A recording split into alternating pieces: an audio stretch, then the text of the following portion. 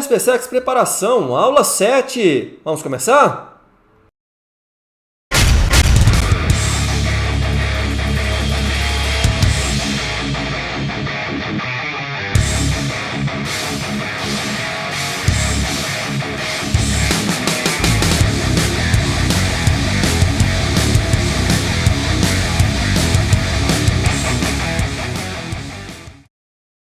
Para essa nossa aula, nós vamos dar início aí ao assunto de cinemática vetorial. Vamos começar aí com a definição de vetor deslocamento, depois vamos falar de vetor velocidade média, velocidade instantânea, aceleração média, aceleração instantânea e, por fim, a aceleração resultante, comentando aí rapidamente a respeito da aceleração centrípeta, tá certo? E vamos finalizar a aula com a resolução de 2 exercícios, sempre remetendo aí ao nosso material, tá certo? Bom, dessa vez você não vai precisar de um caderno porque eu não vou colocar uma questão extra. Mas se prepare que, quem sabe nas próximas aulas eu não coloque questão extra. Vamos começar! Cinemática vetorial. Vamos começar com a definição do vetor deslocamento. Observe a figura. Olha só, aqui nós temos o móvel na posição S1, tá certo? Representado aqui pelo vetor posição S1. Ok? O móvel, então, se desloca, tudo bem que ele se desloca ao longo da trajetória, tá certo? E vai para a posição representada aqui pelo vetor S2. Chamamos de vetor deslocamento o vetor ΔS, que liga de S1 para S2, tá certo? Por definição, então, o vetor ΔS é o vetor S2 menos o vetor S1. Bom, mas como é que a gente subtrai vetores? Simples, basta você somar com o oposto. Então, se você voltar aqui na figura e pegar o vetor S1 e multiplicar por menos 1, você vai inverter o sentido dele. Então, a setinha dele vai estar exatamente na origem do S2. E aí, para você achar o vetor resultante, sai da origem do primeiro e vai até a extremidade do segundo, utilizando aí a regra do polígono, tá certo? Mas, em resumo, sai do primeiro, olha, aponta aqui da extremidade do primeiro e vai até a extremidade do segundo. Isso aqui é o vetor variação, ou melhor dizendo, nesse nosso caso, o vetor deslocamento, tá certo? Vetor velocidade média. Então, vamos pegar aí novamente a figura que nós estávamos estudando anteriormente e vamos definir o que vem a ser o vetor velocidade média. Então, nós temos aí o vetor posição da partícula no instante t1, vetor S1, o vetor posição da partícula no instante t2, vetor S2, e o vetor deslocamento ΔS. Definimos o vetor velocidade média como sendo a razão entre o vetor ΔS, o vetor deslocamento, dividido pelo intervalo de tempo ΔT. Tá certo? Observe que até pela figura, o vetor velocidade média ele tem a mesma orientação do vetor deslocamento. Tá certo?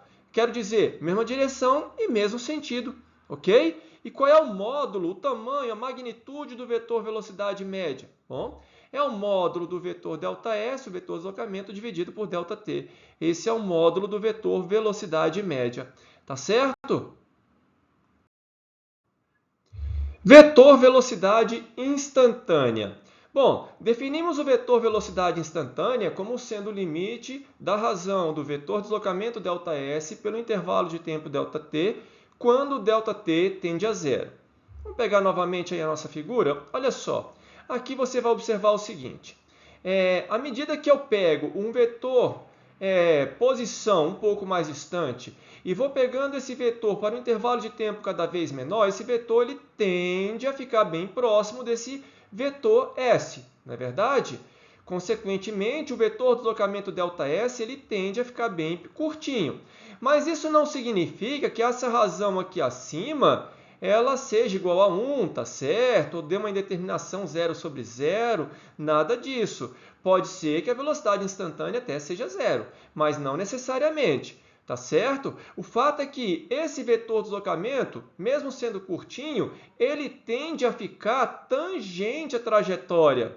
Então, quando você toma no limite, quando o intervalo de tempo tende a zero, pode ser que essa razão aqui não seja zero, tá? E resulte num vetor de fato aqui, olha, que seja tangente à trajetória.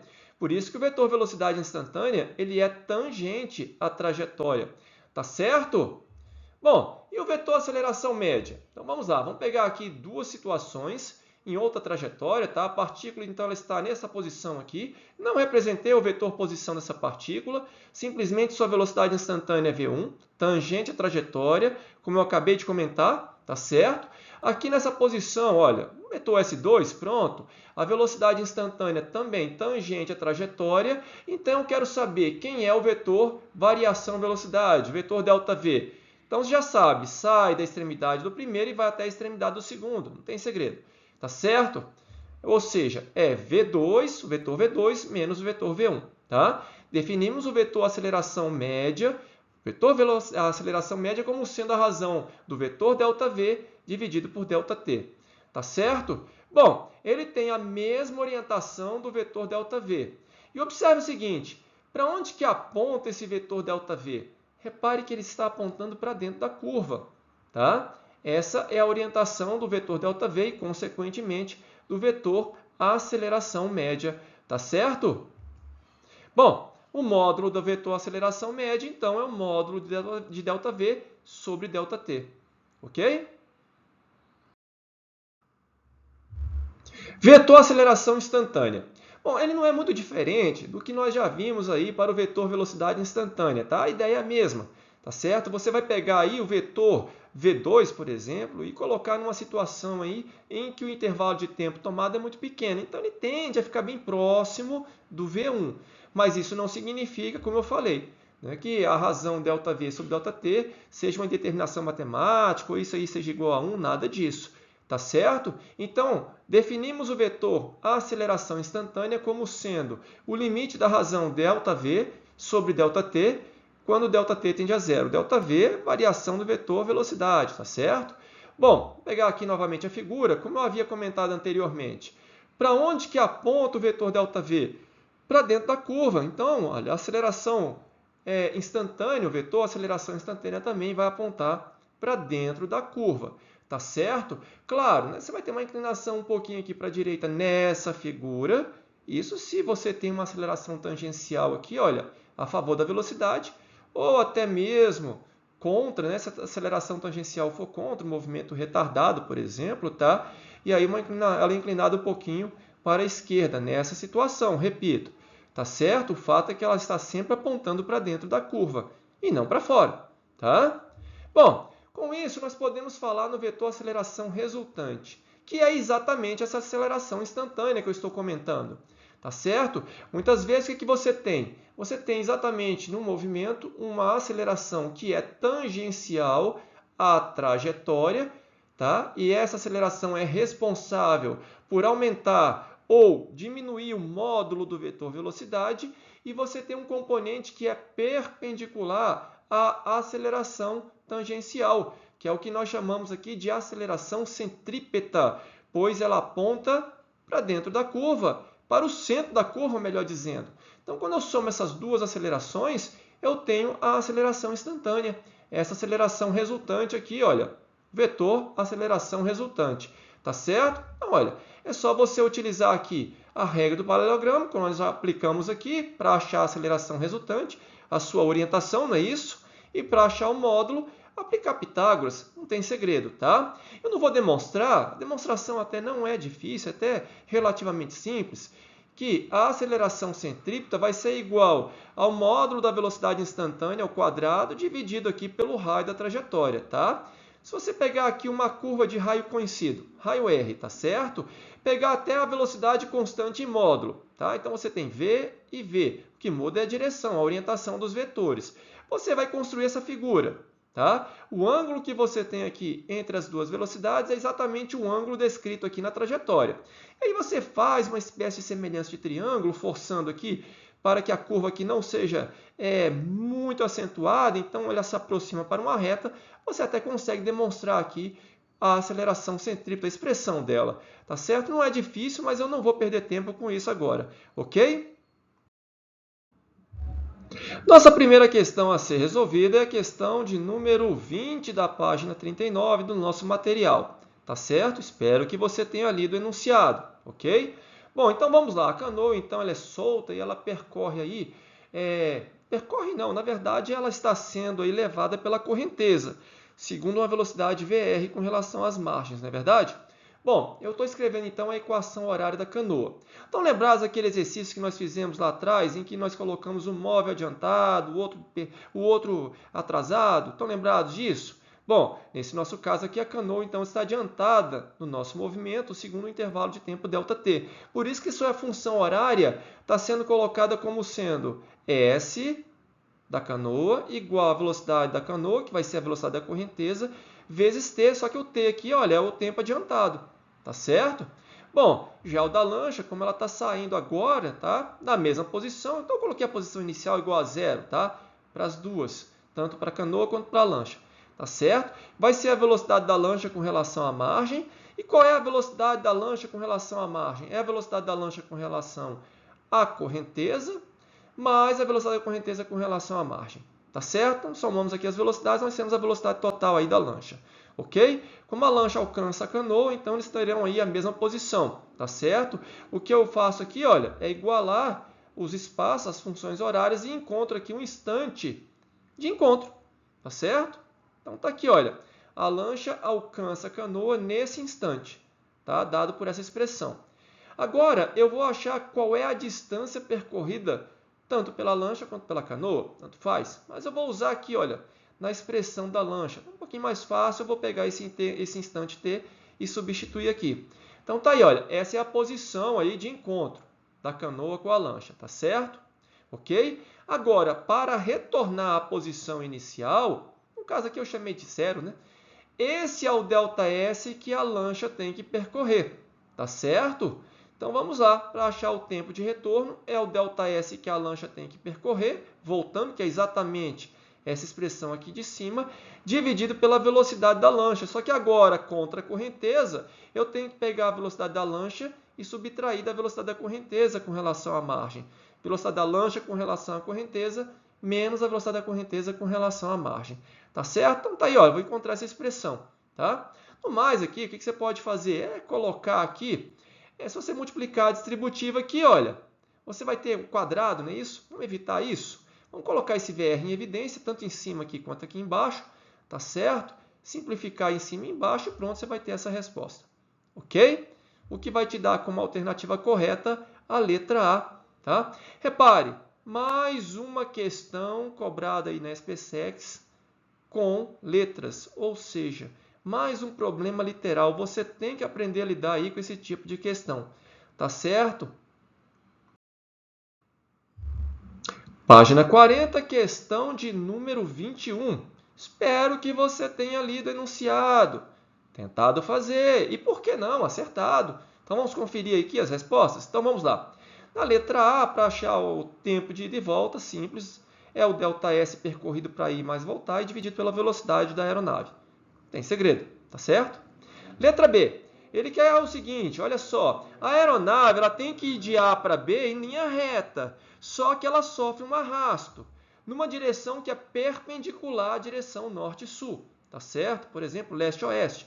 Poderia ser o oposto, oeste-leste, tá? Mas tudo bem, vamos lá. Pegar essa situação não vai ser diferente, tá certo? Então, digamos que aqui, olha, eu tenho a velocidade do vento, por exemplo, o arraste que a aeronave está sofrendo aqui para a esquerda. Mas ela deve seguir em linha reta. Para seguir em linha reta, olha a velocidade da aeronave com relação ao ar. Como é que ela tem que ser? Aí ela vai em linha reta. Por quê? Porque se eu pegar o componente desse V na direção do eixo X e esse Vx aqui for exatamente igual à velocidade de arraste, em módulo, sentido oposto, claro, aí a aeronave vai em linha reta. Tá certo? Então, nós vamos fazer isso, olha. O Vx é igual a V', que é a velocidade de arraste. E o V, a velocidade do avião, por sua vez, vai ser o Vx ao quadrado mais o VR ao quadrado. Tá certo? Só que o Vx é o V', não é isso? Então, tá aqui, olha. Bom, eu quero o VR. Eu quero essa velocidade resultante em linha reta. Tá? Bom, então, resolvendo para o VR, eu vou ter essa expressão aqui. Ok? Repare o seguinte, se eu quero o tempo que a aeronave vai gastar para ir de A até B e voltar, tá? Eu vou pegar 2L, tá certo? ΔS total dividido pela velocidade VR. Tá certo? E quem é o VR mesmo? Está aqui a expressão dele aqui em cima, vamos substituir aqui. Então tá aí, olha. Esse é o tempo que a aeronave vai levar para ir e voltar. Repare que eu estou fazendo alusão ao tempo ΔT lá da letra A. Tá certo? Porque se você substituir aqui na expressão, você vai encontrar essa expressão aqui do ΔT da letra A. Por isso que ele aparece aqui em cima. Tá certo? Então tá aí, olha. Mais uma questão literal que você deve aprender a lidar. Mas não acabou aí. Ele quer o quê? Ele quer agora a letra C e a letra D. Então vamos lá? Então, retornando à questão, letra C. Agora, se você tem o vento a favor ou vento contra, tá? Bom, não importa. Se você tem um vento a favor, tudo bem. Você vai até ir mais rápido. Mas na hora de voltar, você vai ter que vir contra a correnteza, contra o arrasto, tá certo? Do contrário, se você tem um vento contra, na hora de ir, é a mesma história. Você vai ter que perder um pouco mais de tempo indo, tá certo? Contra o vento. Depois você vai ter o vento a favor. A resolução não vai ser diferente, tá? Então vamos lá, vamos pegar o vento a favor na ida, tá certo? Então a velocidade resultante na ida vai ser igual à velocidade da aeronave mais a velocidade de arraste, tá certo? Essa é a velocidade resultante. Lembrando que V é a velocidade da aeronave com relação ao vento, não é isso? Ao ar, né? Bom, eu quero ΔT, então eu vou calcular o ΔT de ida. Então tá aí, olha, L sobre V mais V', tá certo? E para voltar? Bom, para voltar, como eu comentei, você vai ter o vento contra, então você vai subtrair as velocidades. Então vamos somar essas duas expressões dos tempos. Eu vou então ter o tempo total de ida e volta. Então está aí a expressão do tempo total de ida e volta. Ok? Bom, letra D. A letra D ela argumenta o seguinte: e se o V for igual a V'? Vamos lá? Vamos voltar aqui, olha. Por exemplo, na viagem do item B. Tá? Repare o seguinte: se o V' for igual a V, tá? Na hora de você pegar a projeção de V aqui na direção do eixo X, né, isso, e subtrair aqui do V', como Vx não vai ser igual a V', tá certo? Essa aeronave, então, ela vai sofrer um arraste um pouquinho aqui para a esquerda, ela não vai conseguir ir em linha reta. Então, ela jamais vai chegar em B, tá certo? Vai pegar aqui, olha, inclinada, tá? Se você voltar na expressão do tempo aqui, olha, repare o seguinte, se V' tender a ficar igual a V, essa expressão aqui tende a 1. E se ela tende a 1, o que eu tenho aqui embaixo tende a 0. Isso faz com que essa expressão aqui, olha, seja muito grande. Tá certo? Ou seja, o ΔT' seria infinito. Claro, também vai aqui, olha, nessa diagonal, jamais vai chegar em B. Tá certo? Para que o Vx seja igual ao V', nesse caso, então o próprio V é o Vx. Tá? E aí a aeronave vai ficar aqui, olha, voando para a direita e sendo arrastada para a esquerda sem sair do lugar, já que o V é igual a V'. Então não vai dar certo, não vai sair daqui nunca. Tá? Até porque vai até remeter essa questão aqui do item C, né? Se você está aqui com a sua aeronave e o vento venta contra com a mesma velocidade que você tem com relação a ele, você não vai sair do lugar, tá certo? Ou se você vai, você não volta, se o vento for contra agora na volta, né? Tá certo? Também, olha, mesma situação, se o V' aqui tende a V, essa expressão aqui tende a 1, e aí você aqui embaixo você vai ter 1 menos 1. Caramba, isso aqui também tende a 0, o que faz com que essa expressão aqui, olha, seja infinita. Tá certo? Então, não tem como, se o V' for igual a V, a aeronave não chega no seu destino. Agora, se você comparar as duas expressões aqui para um certo valor de V', preste atenção aqui. Vamos pegar um V', por exemplo, valendo metade de V. Pronto, metade de V. Então, você aqui vai ter quanto? 1 meio elevado a 2, você vai ter 1 quarto. 1 menos 1 quarto, você vai ter aqui 3 quartos, não é isso? Então, o tempo total vai ser 4 terços. E aqui? Aqui a conta também não vai ser diferente. Se V' for metade de V, você aqui vai ter 1 meio. 1 meio ao quadrado, 1 quarto. Então, 1 menos 1 quarto, 3 quartos. Aí você vai ter a raiz quadrada de 3 quartos. Isso aqui é um número um pouco maior do que 3 quartos. Faça as contas. 3 quartos dá 0,75. Então, aqui você tem 0,75. Como eu falei, 4 terços, né? Porque aqui você vai ter 3 quartos. Então, você coloca o 4 lá em cima, vê o 3 embaixo. Mas, na verdade, você está dividindo o ΔT aqui por 0,75. E aqui, se você fizer as contas, raiz quadrada de 0,75 dá em torno de 0,87, mais ou menos. Aí você vai pegar esse ΔT dividido por 0,75, que é um tanto menor do que o ΔT dividido por 0,86. Então, aqui, olha, a viagem é um tanto maior. Tá certo? O ΔT, o tempo, perdão, né? O tempo levado vai ser um tanto maior. Ok? Tranquilo, né? Bom, eu sempre repito, né? É interessante você pegar essas questões e refazer sem visualizar a resolução. Restando dúvida, você pode sempre voltar à aula e ver aí qual é a sua dúvida, tá certo? Tirar e sanar a sua dúvida, ok? Bom, se você puder também, se inscreva no canal. Se você não é inscrito, ative o sininho, compartilhe esse vídeo, vamos lá! E dê o seu joinha se você gostou da iniciativa dessas aulas. Até a próxima aula!